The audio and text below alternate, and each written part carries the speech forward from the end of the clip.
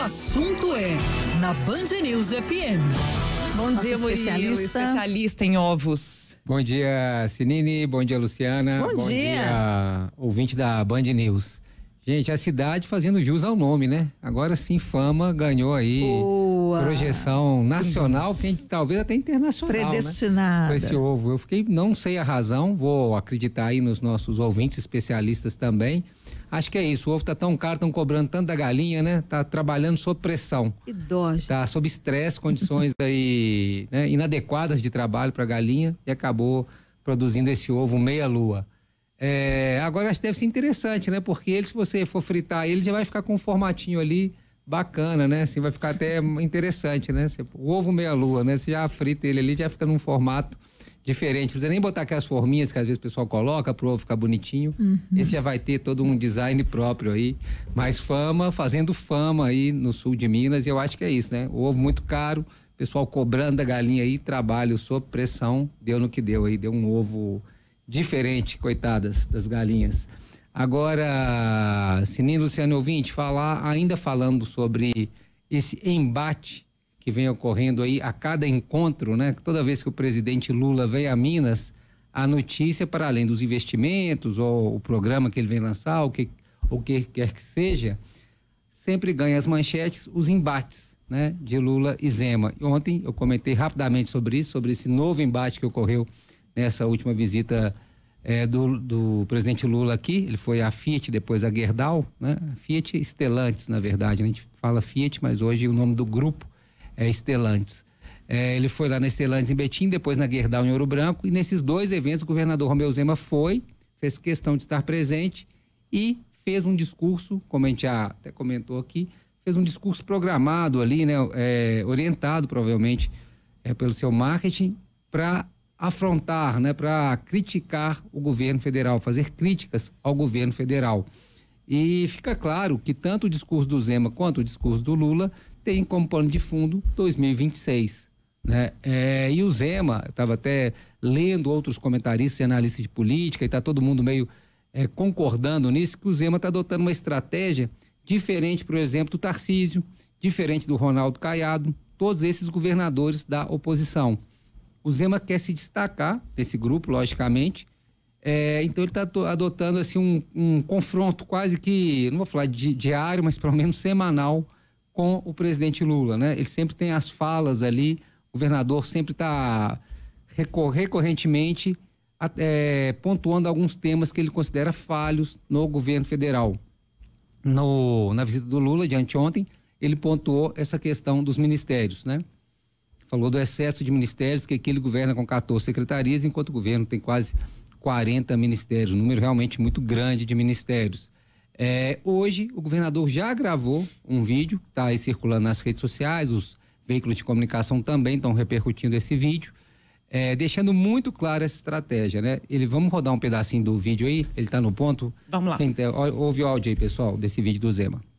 Estive com o presidente Lula ontem e fiquei assustado. Parece que ele está em modo avião, desconectado da realidade. Ele veio aqui em Minas, de certa maneira, se posar como o pai dos pobres e dizer que só ele e o Getúlio é que trabalharam pelos mais necessitados. Esse filme nós brasileiros já vimos e não gostamos. Eu sei que a prosperidade é uma conquista de cada um de nós e não uma dádiva do governo, nem do presidente, nem de ninguém. E ele falou isso, gente, com uma plateia cheia de trabalhadores, de gestores, gente que sabe muito bem que para melhorar de vida é preciso ralar muito e não depender de favorecimento.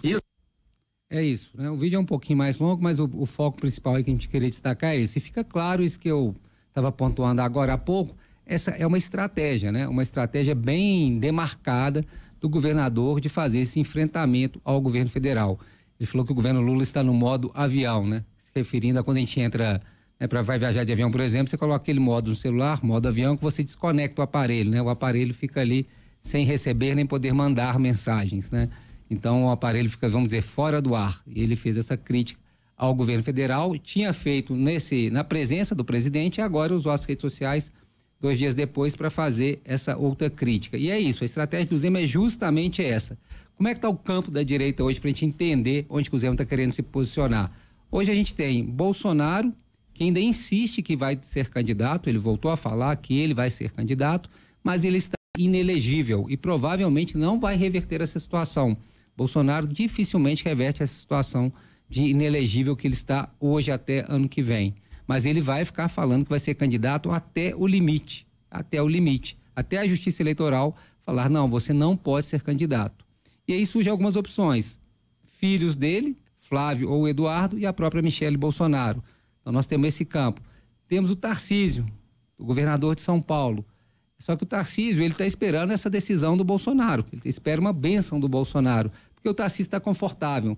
Se ele não for candidato, para ele está ótimo, sai a reeleição de São Paulo, é reeleito e fica talvez para 2030, caso queira concorrer.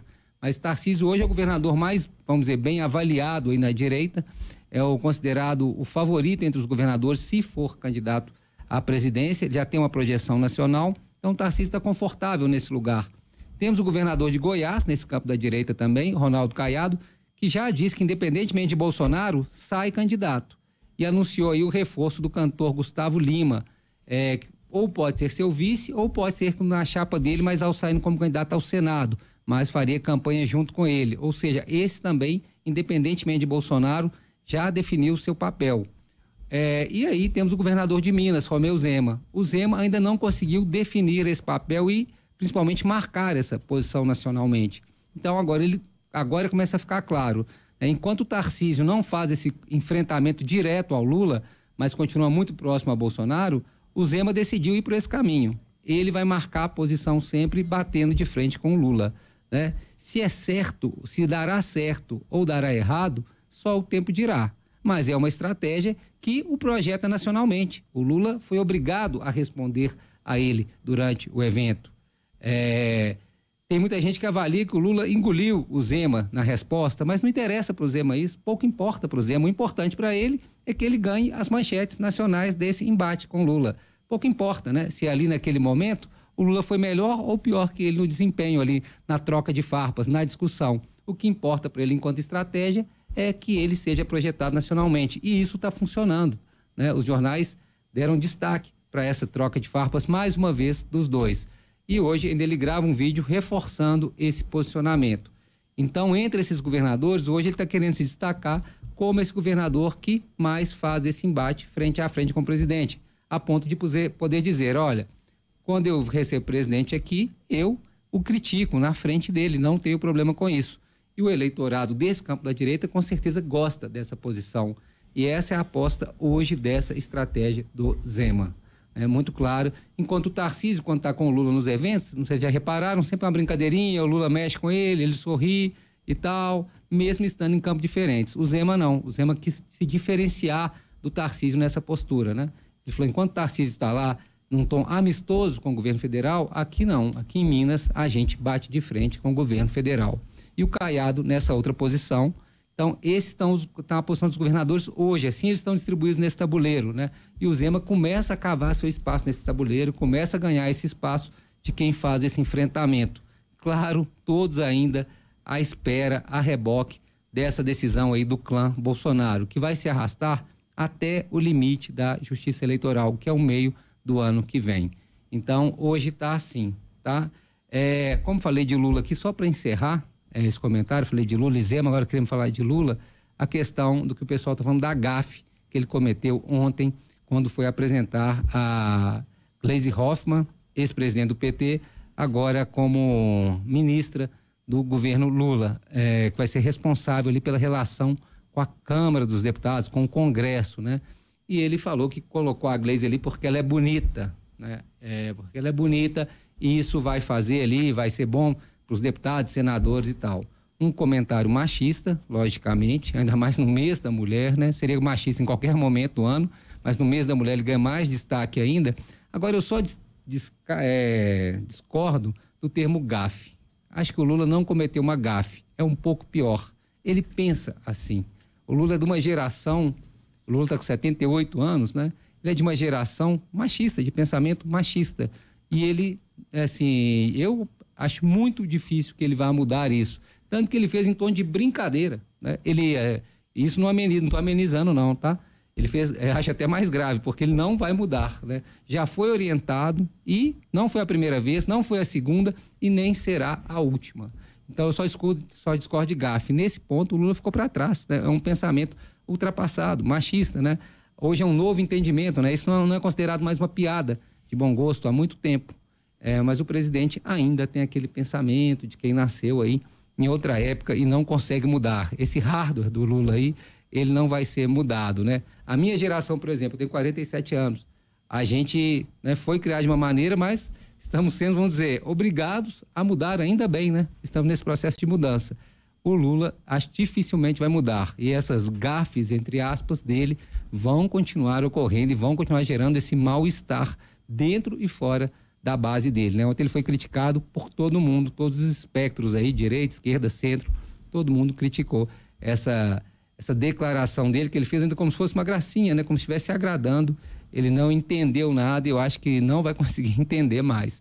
O marqueteiro dele, o Sidônio, vai ter que lidar com isso aí para poder contornar e fazer que ele né, reaja aí na popularidade dele, mas esse é um problema que eu acho que não vai ser a última gafe aqui entre aspas, que ele vai cometer, porque o pensamento dele ainda é de outra época e dificilmente vai mudar nesse quesito. É isso, Sinine e Luciana.